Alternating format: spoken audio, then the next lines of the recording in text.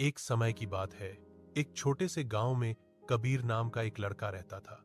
उसके पिताजी फौज में थे और हमेशा दूर दराज की सीमाओं पर तैनात रहते थे।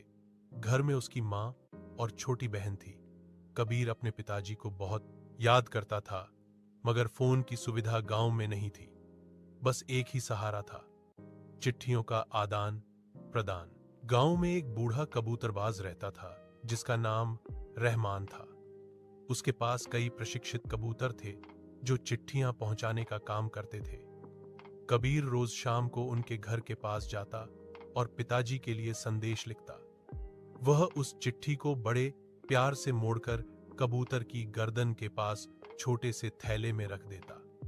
कबूतर आसमान में उड़ता और कई पहाड़ों, नदियों और जंगलों को पार करके चिट्ठी सेना कैंप तक पहुंचाता। एक दिन सीमा पर हालात बिगड़ गए और दुश्मनों के हमले की खबर आई। कबीर और उसकी मां बहुत चिंतित थे। पिताजी की ओर से चिट्ठी आए महीनों हो गए थे। ऐसे समय में भी कबीर उम्मीद रखकर हर शाम चिट्ठी लिखता और कबूतर के हवाले कर देता। लेकिन कई दिनों तक कोई जवाब नहीं आया। घर का माहौल उदास हो गया। फिर एक सुबह अचानक गांव के ऊपर से एक सफेद कबूतर उड़ता हुआ आया।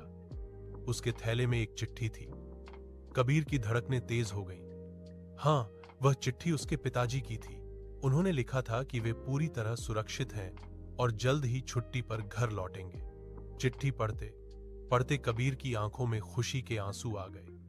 मां ने कबूतर को दाना खिलाया और बहन ने खुशी से ताली बजाई। कबीर ने आसमान की ओर देखा और मन ही मन कहा, कभी उम्मीद मत छोड़ना, संदेश जरूर पहुंचता है, बस उसका रास्ता अलग हो सकता है। उस दिन से गांव में हर कोई उस साहसी कबूतर को उम्मीद का दूत कहकर पुकारने लगा।